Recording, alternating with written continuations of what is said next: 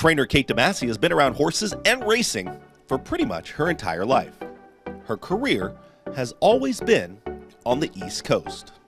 I grew up in Maryland and on the Eastern Shore. We had a small farm and we had some horses just because my parents liked them, but they weren't big owners or anything like that. It was more just dabbling. I started in like 1984, ran my first horse, I forget what, actually it was Penn National. And it won, first time out. How about that? First timer, yes, first time starter, first time trainer. Oh, it doesn't get better than that, right? It's like, how lucky did I get? But I have to tell you, that horse was a lot of work. And looking back, I'm surprised he even was able to win. Kate DeMasi was at several tracks early on, and her stable made its way to parks.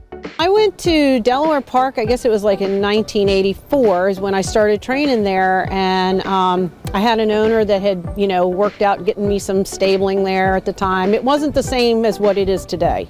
It was pre-casino, the purses and all that kind of stuff. It was a different ball of wax. When Garden State opened in 1985, I made the jump over to there, thought I was really living the big life there, was like Garden State.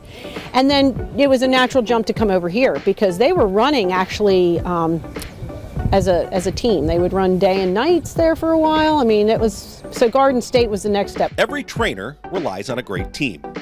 Kate DeMasi has just that. I have a really good assistant here. She's here super early. My team's in here early. I live about an hour away, so I'm here for training, and I'm here all day for the races. You're not going to go home and come back.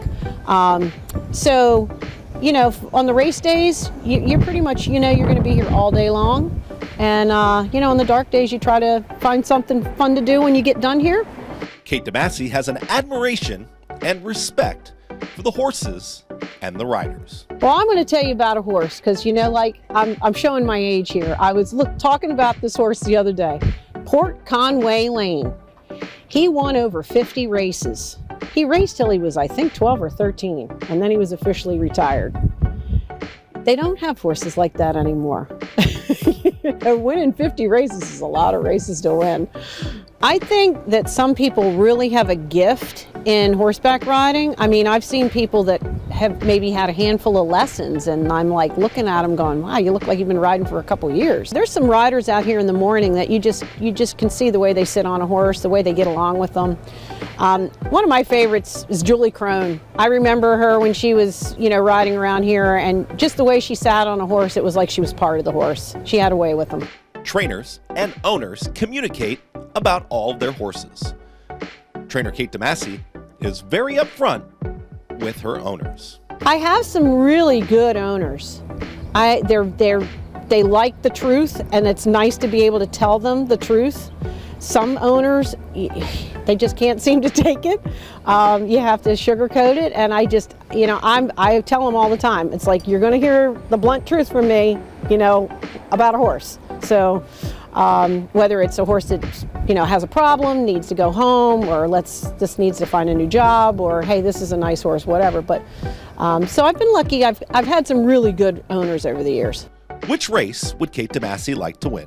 Well, it'd be really cool to win the Pennsylvania Derby, but I've always wanted to win the Black-Eyed Susans and the Preakness for some reason, because I guess being a Marylander, it's like those are like the two races that it would be nice to have a horse that could do that. What have horses taught Kate DeMasi through her career? I think the number one thing that horses have taught me is patience.